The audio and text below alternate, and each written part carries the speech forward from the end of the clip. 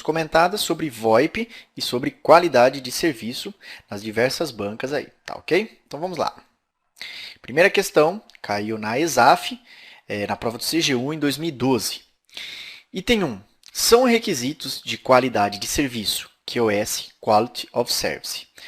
E aí vem os enunciados, as assertivas, com os possíveis requisitos de QoS. Pessoal, requisitos de QoS é uma obrigatoriedade de todo candidato que se preze saber quais são esses requisitos, tá? Porque cai direto nas mais inúmeras bancas, sejam elas ESAF, FCC, CESP, todas essas aí caem, cobram os requisitos de QoS, tá? Então é muito bom que você tenha isso em mente. Então vamos lá, tentar identificar quais desses aí são requisitos de QoS. Letra A. Capacidade. Capacidade até encaixaria, né? A gente fazendo uma analogia à largura de banda, tá? Mas dá para aceitar. Vamos lá. Jitter. Jitter é também. Jitter é a flutuação de pacotes, né? A variação no atraso de inúmeros pacotes, variações distintas em pacotes distintos, tendo aí cada um um atraso distinto, que causa a famosa flutuação, também conhecido como jitter. Sincronização, não, esse não é de fato e nem tem um sinônimo que seja um requisito de QoS, tá? E banda estável também não. Letra B. Confiabilidade, perfeito, é um requisito de QoS. Retardo, também é um requisito de QoS, só que aqui a gente tem que pensar naquele retardo fim a fim, né, de ponta a ponta. Quanto tempo se leva para chegar de um ponto a outro. Flutuação no jitter, ficou estranho, né, pessoal? Jitter, a gente sabe que é um requisito de QoS. E flutuação também, mas flutuação no jitter ficou estranho, né? Bom, vamos ver. Se não tiver uma outra alternativa melhor, a gente marca essa. E a largura de banda, que é equivalente à velocidade, né? Então, está correto também. É um requisito de QoS. Letra C. Capacidade do enlace. Até daria para encaixar na largura de banda, né? Mas vamos lá. Jitter, beleza. Sincronização, não. E nem banda variável. Letra D, confiabilidade, ok. Retardo, ok também. Flutuação do tempo de transmissão, opa, aqui encaixa legal o jitter também. E largura de banda, bom, essa está bem mais correta do que a letra B, né? Está falando da confiabilidade, né, que visa a integridade, o retardo fim a fim, a flutuação do tempo de transmissão, ou seja, a variação do retardo, da latência dos pacotes. E a largura de banda, que é a velocidade. Então, a letra D está com cara de correta.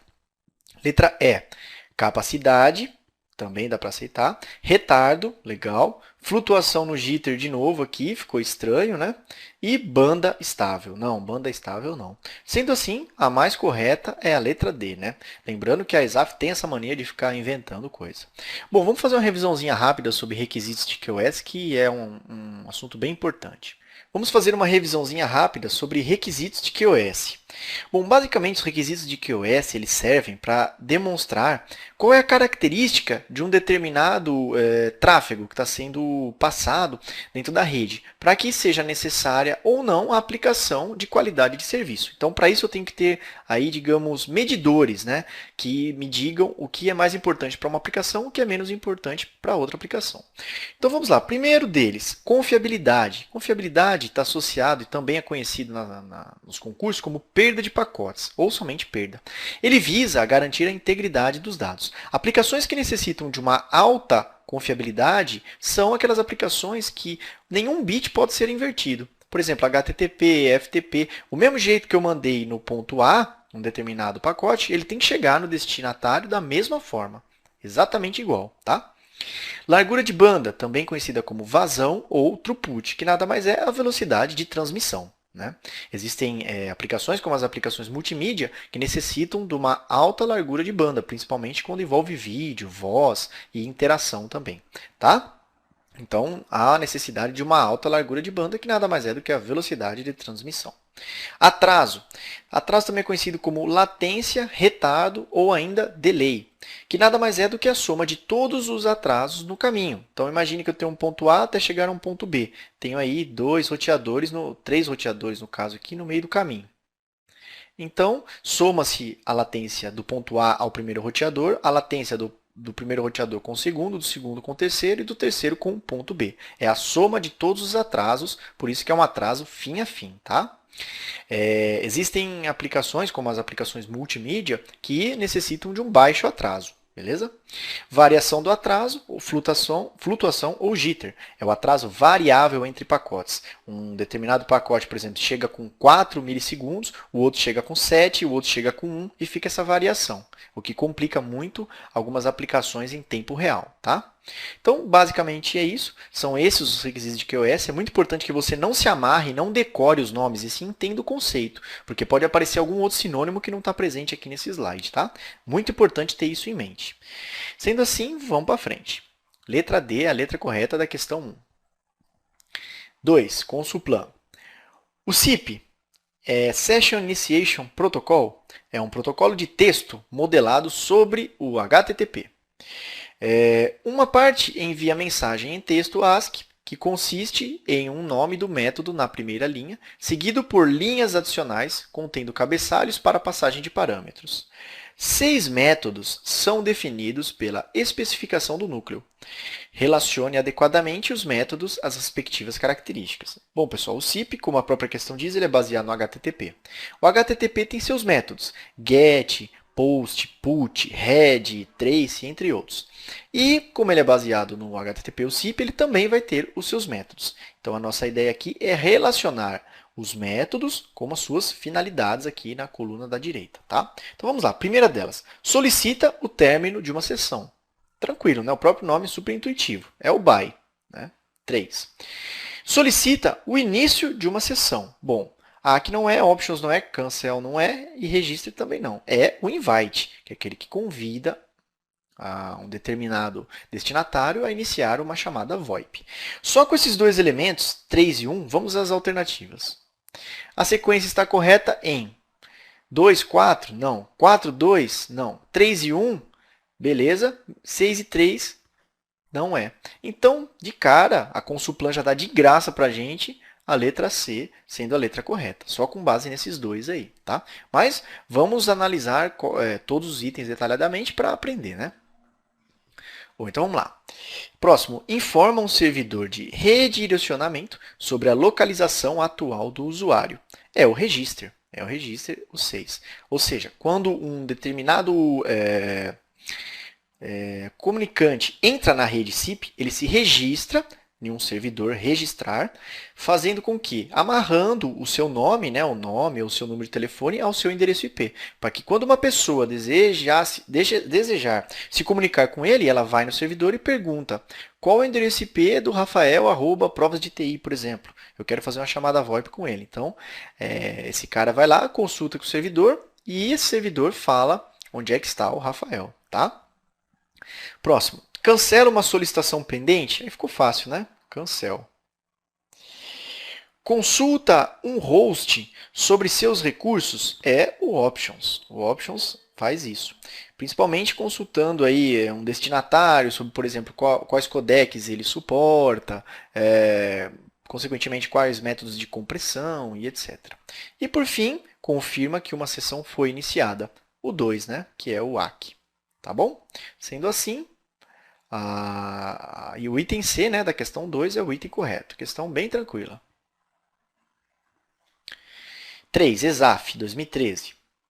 Na pilha de protocolos H323, há um protocolo para estabelecer e encerrar conexões, fornecer tons de discagem, gerar sons de chamada e o restante da telefonia padrão. Este protocolo é o item A, ITU 931. Bom, pessoal, é esse cara mesmo. Tá?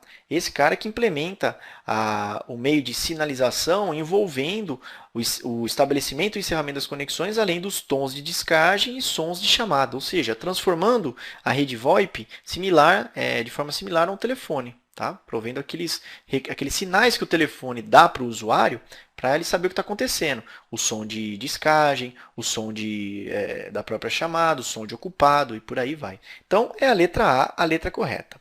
Letra B, H245? Não. O 245 ele é utilizado para a negociação de codecs, né? Codecs que serão utilizados, e também as portas do RTP, né? Já que o RTP utiliza portas dinâmicas, tá? Então, ele entra em cena depois do 931. RTCP? Também não, né, pessoal? O RTCP ele é o Real Time Control Protocol. Ele só serve para prover informações para o RTP sobre os fluxos que estão sendo aí transmitidos. Letra D, PSTN? Também não. A PSTN ela é uma rede, ela não é nenhum protocolo. A internet está para a rede de dados, assim como a PSTN está para a rede telefônica, tá? Eu costumo fazer essa analogia. E por fim, o cara que poderia causar muita dúvida é o H225, porque a questão deixa só 225 em aberto. E nós sabemos, com base no curso de VoIP, que o H225 ele é dividido não, ele tem duas vertentes. O call signaling e o RAS, que é utilizado para comunicação com gatekeeper, registration, admission e status. O H225 call signaling, ele faz uso da sinalização Q931. E é aí que está o problema. Para as questões de concurso, Q931 e H225 call signaling são a mesma coisa, o que de fato são mesmo. Tá? Só que aqui na questão, o que faria a gente tirar essa dúvida? A questão não especificou qual tipo que é. E se ela falou Q931 e não falou H225 call signaling, pressupõe-se que ele está falando do RAS. Tá? E aí a gente vai pela mais correta, que é a letra A. Tá bom? Sempre que aparecer uma questão Q931, já implicitamente, independentemente das outras alternativas, já pense no H225 call signaling, tá? Porque muito provavelmente se aparecer outra alternativa que nem aconteceu aqui, ele vai estar se referindo ao RAS, H225 RAS, tá bom? Sendo assim, letra A é a letra correta do item 3. Próxima questão da CES Gran Rio. Item 4. Em uma rede VoIP, que utiliza o protocolo H323, o dispositivo denominado de MCU, Multipoint Control Unit, tem como função principal. Letra A. Proporcionar uma interface entre canais VoIP e canais com sinalização tradicional. Bom, pessoal, isso aqui está errado. Quem faria esse papel, fazendo esse meio campo entre o VoIP e a sinalização tradicional, ou seja, a sinalização telefônica, seria um gateway, tá? Gateway. Na minha opinião, a questão fez menção a um gateway aqui na letra A. Letra B. O MCU tem como função enviar mensagens de controle de todos os gatekeepers da rede? Não, pessoal, ele não tem essa finalidade, tá? Não tem essa finalidade de ficar encaminhando mensagem de controle dos gatekeepers. Lembrando que os gatekeepers, eles são o manda-chuva dentro de uma zona H323, tá? Eles são equivalentes aí a firewalls, digamos assim, tá bom? Letra C. Realizar uma monitoração centralizada de chamadas para terminais registrados na sua zona? Não, pessoal, isso aqui está errado. Essa é a finalidade do gatekeeper. Eu tenho uma zona H323, tá? E todo mundo que dentro dessa zona desejar realizar uma chamada tem que pedir permissão ao gatekeeper, tá? Todo mundo aqui. E é o gatekeeper que, conforme a demanda, conforme a necessidade, é que vai soltar esse cara para uma chamada na internet. Tá legal? Letra C está falando do gatekeeper. Letra D. Gerenciar chamadas do tipo conferência? Perfeito. Corretíssimo. É exatamente a letra D. Toda vez que vier MCU numa questão, pessoal, já procurem a palavra conferência, que é a palavra-chave desse conceito, desse elemento, tá? Conferência, ele serve para isso, para realizar conferência na arquitetura H323 de VoIP. Letra E, enviar mensagens do tipo broadcasting? Não, totalmente errado. Sendo assim, letra D é a resposta do item 4. Item 5, ESAF 2012. Comparando o H323 com o CIP, observa-se que o primeiro tem arquitetura modular, enquanto o segundo tem arquitetura monolítica. Errado, pessoal. Está invertido, tá? Está invertido. Quem é modular é o CIP, já que ele é apenas um módulo de sinalização. Tá? Já o H323 ele é um bloco monolítico, ele é uma arquitetura, porque ele define todos os protocolos que você deve utilizar. inclusive os protocolos da camada de transporte e da camada de rede, no caso, o DP ou TCP, dependendo da situação, e o IP, tá? Além do RTP, RTCP, H225, H245, entre outros. Por isso que ele é monolítico, ele é uma solução completa, tá bom? Item B. O primeiro tem endereçamento pelo número de host ou telefone, enquanto o segundo tem endereçamento pela URL. Tá certo isso aqui, pessoal. Tá correto. O H323 utiliza número de host ou telefone para se comunicar. O SIP utiliza a URL. E dentro dessa URL eu posso ter o número de telefone, o número de IP ou mesmo um endereço de e-mail, por exemplo, que o SIP usa nomes similares ao endereço de e-mail. Tá? Então, todos eles por meio de URL. Letra C. O primeiro não tem conferência de multimídia, enquanto o segundo tem. Errado, pois ambos têm suporte à conferência. Letra D. O primeiro tem formato de mensagens ASCII, enquanto o segundo tem formato de mensagens binário. Inverteu novamente. Quem tem mensagens ASCII, quem se comunica por meio de mensagens ASCII, assim como o HTTP, assim como o SMTP, é o SIP. Tá? O H323 utiliza mensagens binárias, ou seja, números que representam instruções. Letra E. O primeiro não tem compatibilidade com a PSTN, enquanto o segundo tem compatibilidade restrita. Pessoal, ambos têm compatibilidade com a PSTN desde que haja um gateway aí no meio do caminho, tá bom? Sendo assim, letra B é a letra correta.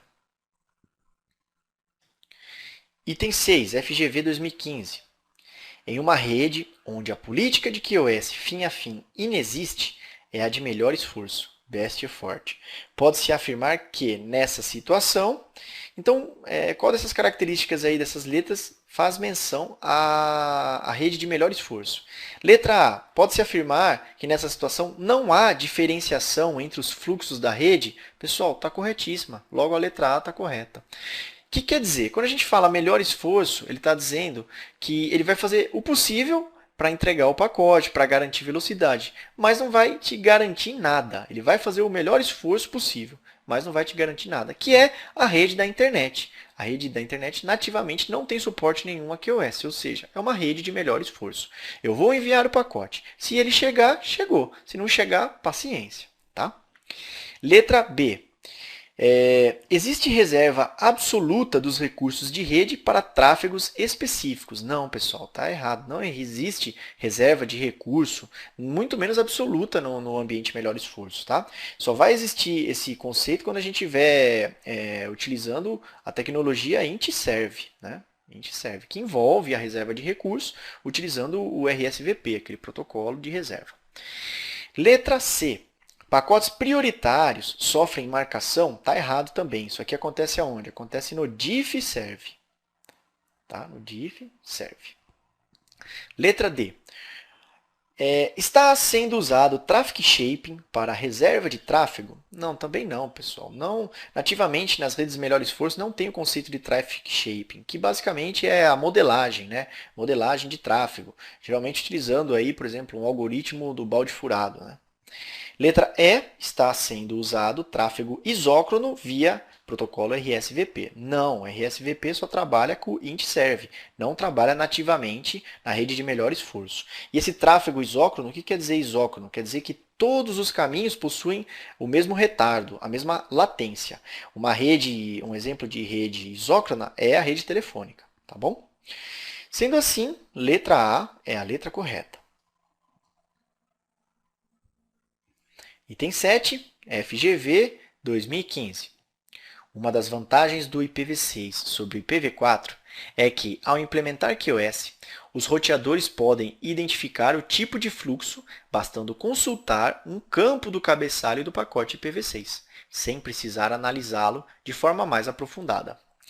Esse campo é marcado pelo nó de origem do pacote e tem o nome D. Bom, vamos lá, pessoal. Nós sabemos que a QoS ela pode ser empregada no IPv6, utilizando os campos do IPv6 de duas formas.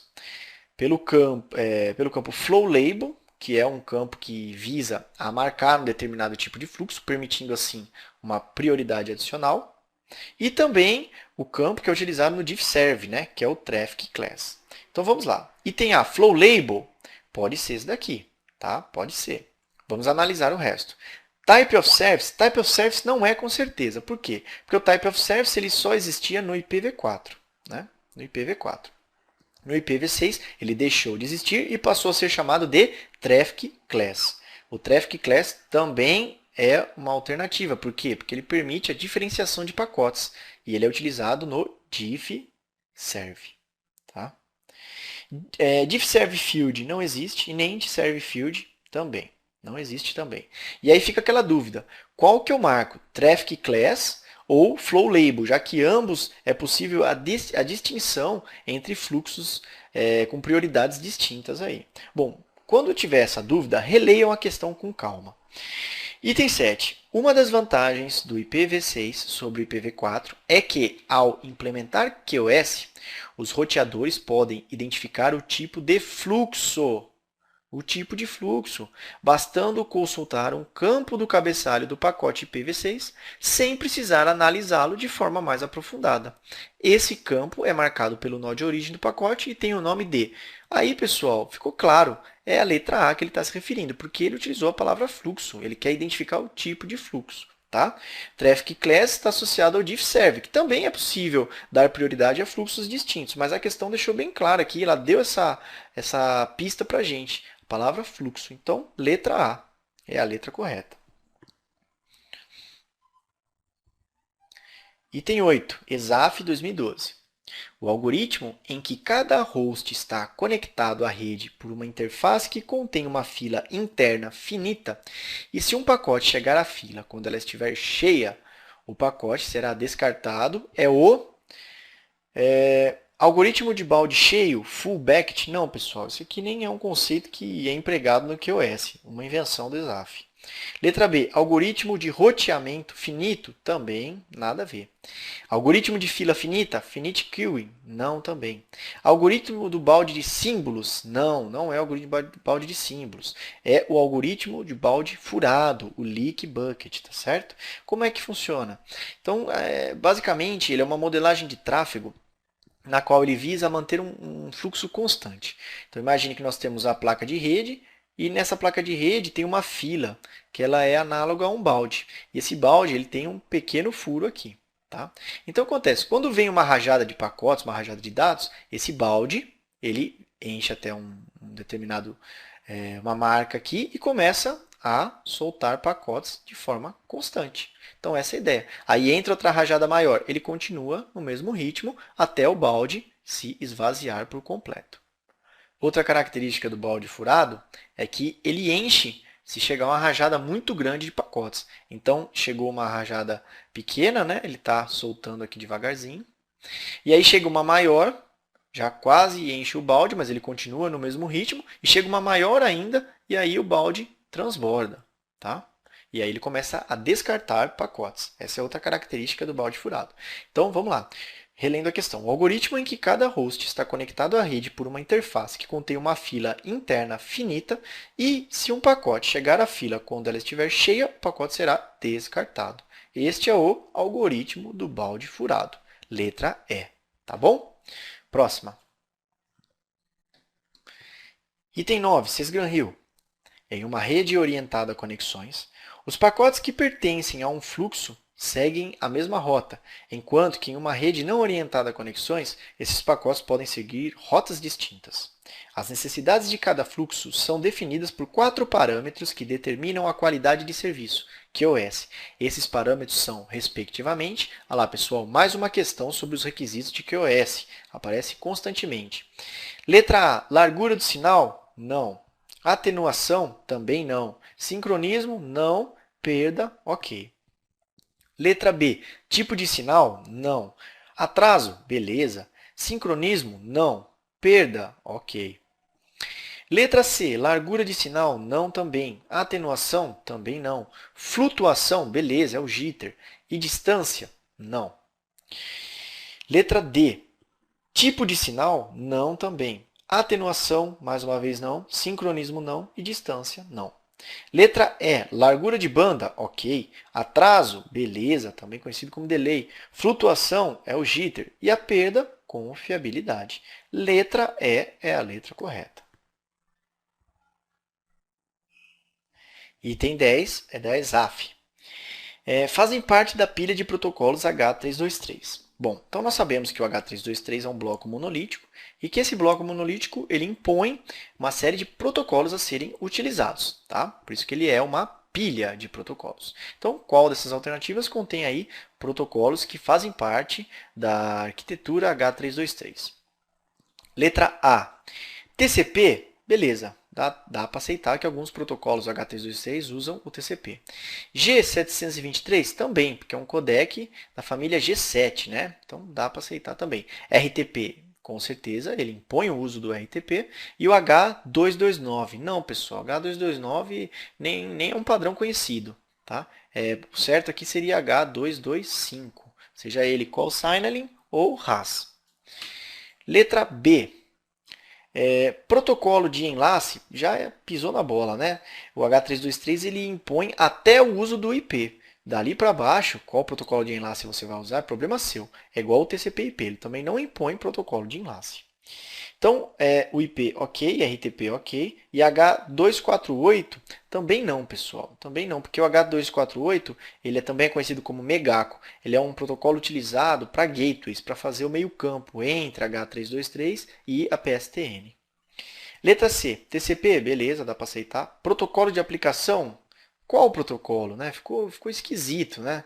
Não especificou qual, ficou meio feio essa parte aqui. RPP, nada a ver, né? RTP. E H245, beleza. Esse aqui é um dos protocolos do H323.